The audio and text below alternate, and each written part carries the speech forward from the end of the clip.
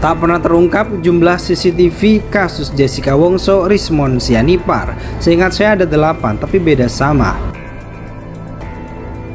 Waduh, saya nggak berani bicara karma ya. Edi itu sebenarnya sahabat saya. Ya, dia sahabat saya, dia di kelas saya di Gajah Mada. Ya, jadi teman baik lah sebenarnya. Walaupun saya agak waktu itu sedih juga, kenapa ya dia sebagai seorang ahli, tapi di podcast dia tidak bertindak sebagai seorang ahli pidana lagi. Dia sudah seakan-akan mewakili dia sebagai jaksa gitu. Bahkan bayangkan aja pledoi kita pun di Dukdi pun dia persoalkan, dia komentari, CCTV pun dikomentari, otopsi pun dikomentari, dan kebetulan salah pula gitu loh, salah pula. Bayangkanlah dia bisa mengatakan 3 hari sebelumnya Jessica katanya sudah datang memotret keadaan untuk merencanakan pembunuhan. Ini kan luar biasa kejinya sepanjang fitnahnya dia ini. Ya, dan saya punya prinsip, kalau ada teman yang bermasalah, kalau saya tidak bisa bantu, ya paling tidak saya nggak pukulin lah. Jangan ikut-ikutan saya mukulinya gitu loh. Jadi ya biarlah itu jadi urusan dia sendiri gitu. Tapi sebelumnya memang ada rencana untuk melaporkan Pak Edi. Teman-teman mendesak saya untuk itu, tapi saya bilang tunggu dulu lah gitu. Kita lihat, ya. Apa yang membuat tidak jadi melaporkan karena sudah jadi tersangka di KPK kan? Ya mungkin salah satu juga itu, tapi waktu itu juga saya berpikir ya, apakah seorang sahabat juga harus saya laporkan? Tetapi apakah juga saya karena sahabat keadilan tidak saya tegakkan? Kadang-kadang gitu juga kan, nyata dia menyatakan yang tidak benar kan? Dia bilang 3 hari Jessica sudah ini dan sebagainya. Dia bilang juga ada Musafat yang melakukan otopsi. Padahal Musafat itu kita nggak tahu siapa dia di dalam kasus ini. Ya sangat kejam juga lah sebenarnya apa yang dalam Jessica menurut saya ya, sangat tragis. Tapi ya saya seperti katakan bahwa kalau saya tidak bisa bantu teman ya minimal saya jangan ikut mukulin dia lah. Pada tanggal 17 Oktober pukul 14.36 dikirim lagi oleh PT CLM ke rekening bernama YAM. Aspri dari saudara Wamen EOSH. Diakui dalam chat-chat ini, ya. Chat-chat ini diakui nih, ya. Nah, itu perbuatan kedua, ya. Jadi yang ketiga, dalam hubungan komunikasi antara Dirut CLM saudara HH dengan Wamen saudara EOSH, saudara EOSH meminta Asprinya 2 orang dapat ditempatkan, ini perbuatan ketiga nih, ditempatkan sebagai komisaris PT CLM, ya. Kemudian diakomodasi, ya, dengan adanya akta notaris.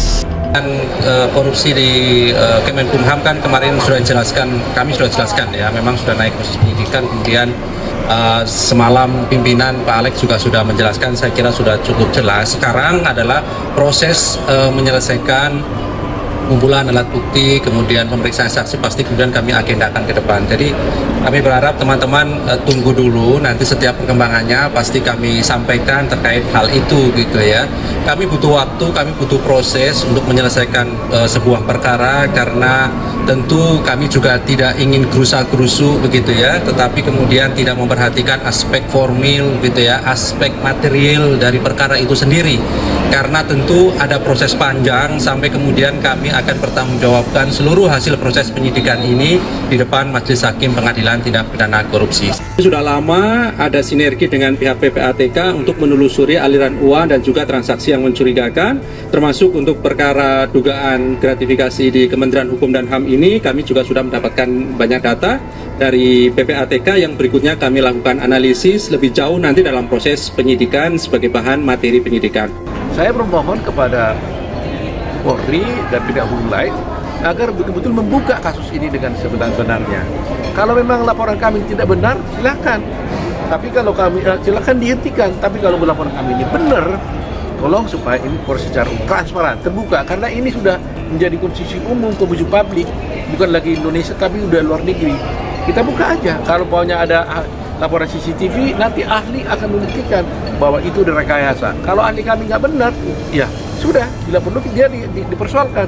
Tapi kalau dia bisa membuktikan ini rekayasa, ya tolong dibuka.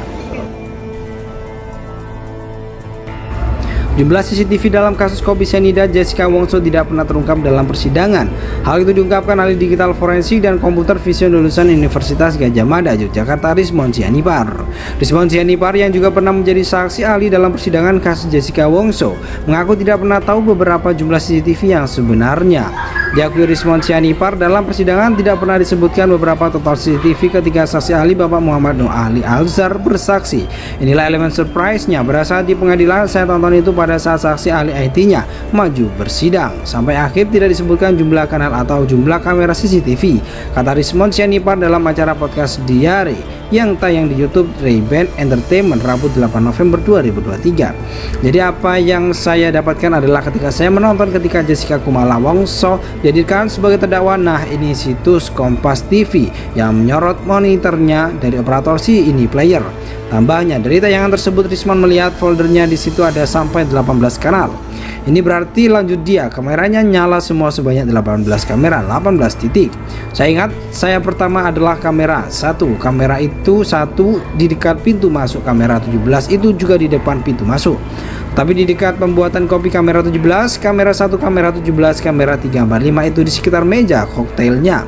Berarti kamera 1, 17, 345 baru 5, rinci Rismon. Rismon melanjutkan ada lagi kamera 9 itu di belakang meja 54 di mana Jessica Kumala Wongso berada, dan meja 6 satu sisi dengan kamera 9 di belakang juga di belakang meja 54 itu. Terus sambung Rismon, satu lagi kamera 7 itu yang banyak sekali dilakukan analisa pergerakan berdasarkan mata visual saksi ahli, yaitu jauhnya sekitar 12 meter dari meja 54. Jadi ada kamera 1, 17, 3, 4, 5, mungkin ada 2 juga di sekitar bar itu, terus ada 6, 9, 7. Jadi ada depannya ya, jadi kalau kita periksa di monitornya ada di pora baca. Jadi ada 8 ya. Jadi kalau kita periksa di monitornya dari operator JPO itu ada 18 kanal. Pertanyaannya yang 10 kemana? Enggak pernah dihadirkan, enggak pernah ditampilkan dalam persidangan, beber Rismon.